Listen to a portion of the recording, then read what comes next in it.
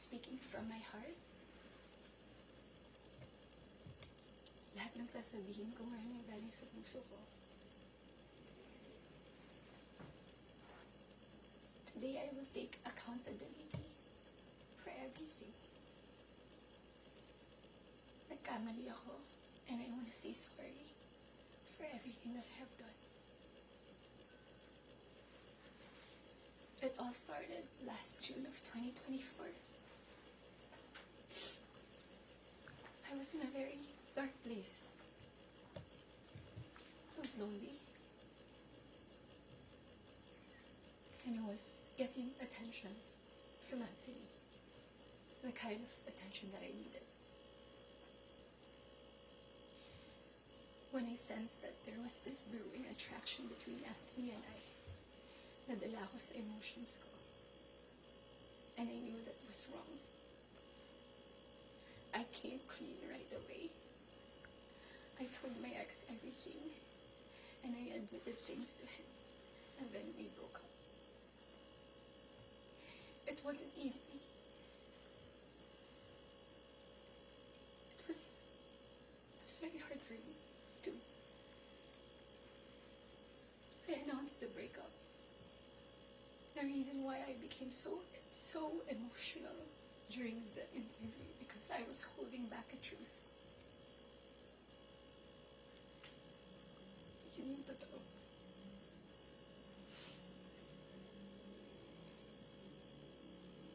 I wasn't really able to simmer down. I wasn't able to reflect on what had happened. I was working every day for days straight, weeks straight, months straight. Bago nagsimula yung mga daming trabaho namin, I told Anthony that I broke up with my ex. And he also said the same thing.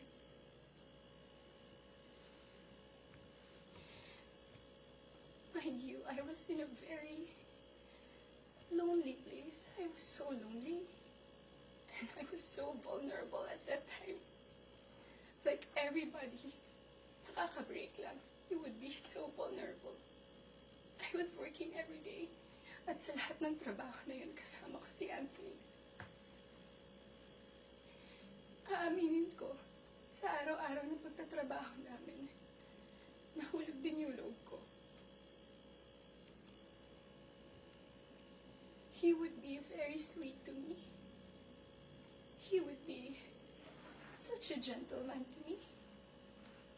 He would say things to me. He would tease me on the set in front of other people. He would tell all the people who were close to me that he was single.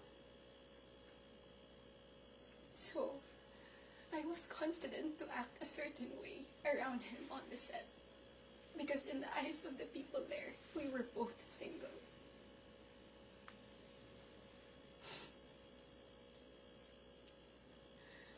Araw-araw kami nagtatrabaho, and September came. We went to Italy for our shoot sa teleserye namin na Incognito. And doon nag-start na naging deep yung pagkakilala namin sa isa't isa. I really fell. Nung pauwi na kami ng Italy, it was my birthday, and we were stuck at the airport the whole day. He would say things to me that are sweet. He would say promises. We would tell promises to each other. And then nung pauwi na ng Italy, I felt so happy that I had to post something on my IG story just to appreciate him during that day. And then pagka-uwi ko, I think that the next 2 days, I saw a post or reposts ni Jam on TikTok. Nakita ko lahat yun. And at that time, yung time frame na yun, nasa screenshots din na nangamusta ako. I said, kamusta si Jam? Nangumusta ako kay Jam. It wasn't because dahil alam ko na sila pa. Dahil alam ko na she was going through something and Anthony had to take care of her. But at that time, nagtatrabaho pa rin kami and he would still be the same way to me. I would ask him, God knows I asked him, nagkabalikan ba kayo? He said no. Do you still love her? He said no. He would say things na ako yung gusto niya and all. I really asked him so many times. And then the first wave of bashing on TikTok. Masakit yun para sa akin. I asked him, when are you gonna release a statement na wala na kayo? When? Because in the eyes of the public, you were taken. But I know that you're not. And you would be very sweet to me. When are you gonna release a statement? He would tell me he was waiting for the right moment. I didn't want to be pushy. I didn't want to aggravate things. So I waited and kept quiet. Because it wasn't my story to tell anyway. I kept quiet. October passed. We were working still every day. And then Halloween. It was the very first night we went out na medyo sweet kami sa isa't isa. The next day, Cham posted on her Instagram story. There were no names mentioned. There were no names.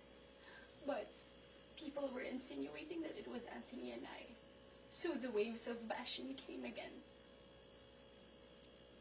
I asked him again, when are you gonna release a statement? God knows how many times I begged for a statement. I begged him to fix this because I was so tired of getting bashed. He said, wait, he's waiting for the right moment. I waited. I still kept quiet. I really wanted to speak up, but it wasn't my story and I would look really pathetic. Days went by. The press con of Incognito happened. He released a statement. To me, it was too late because at that time, I was slowly distancing myself from him romantically. The infatuation and the attraction died. But thank you for the statement. I thought everything was in the clear. I thought everything was gonna be okay. Ilang days nung lumipas. Screenshots. When I read it, it was 10 p.m. on a Tuesday night. When I read it, I was gutted. I was shocked. I'm truly, truly embarrassed. Dahil nakita ng tao lahat yun without my consent. Against my will. I read the screenshots over and over and over again. Ang pinaka-na-shock ako dun, I read it. It was the perfect narrative. That there was this other woman. That there was this apologetic boyfriend. And the avoidant boyfriend towards the other woman. And the scorned woman. That's the narrative. That's her side of the story. And there's nothing wrong with that. But this is my side. This is my side. And I've been reading those screenshots. Doon ko napagtagpi-tagpi lahat. Na kaya pala hindi siya makapag-release ng statement. Dahil sila pa pala this whole entire time.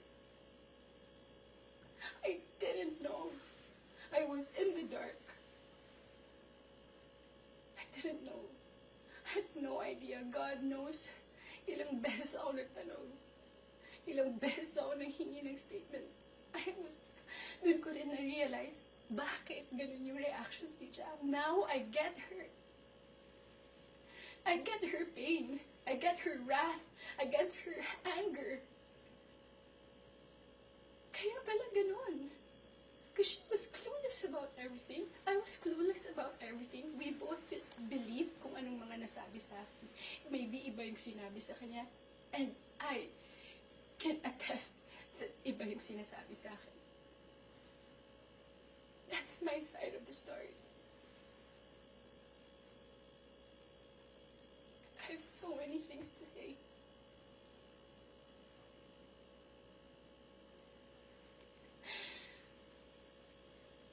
Hindi ko ako makapaniwala.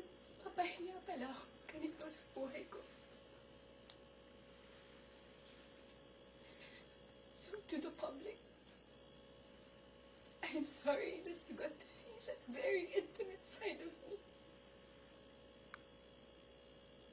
Ganun talaga ako pag nagbigay ng pagmamahal. It was supposed to be private. It was supposed to be a private, intimate thing. I'm sad na nakita yun ng tao. And yes, I don't want to play the victim here. Nagkamali din talaga ako. And I want to say sorry to those people I have hurt. I reached out to Jam last November. I did not get a reply. I think that was last November.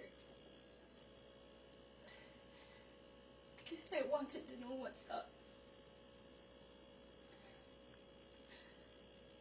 So, I'm sorry. Most especially, I'm very sorry. I'm truly sorry to those people who supported me for 10 years. Alam nila lahat na ginapang ko yung career ko.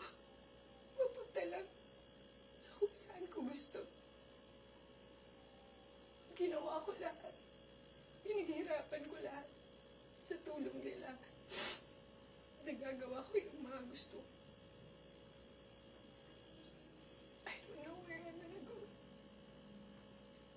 I don't know saan ako papunta. Yung dignidad ko, hindi ko na mahanap.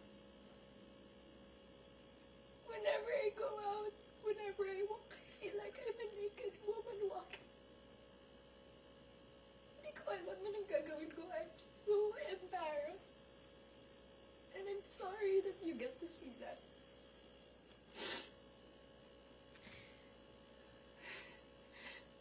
But I can assure you, tuloy pa rin ako. Tuloy pa rin ang laban. Magtatrabaho pa rin ako kahit mahirap. Hindi pa rin namamatay yung apoy sa puso ko. I'm still looking for that little girl inside of me. It's hard to look for her now, but someday I get to find her and I will be able to hold my shadows. What you saw was not a perfect human. I'm far, far from being perfect. What you saw was a human being.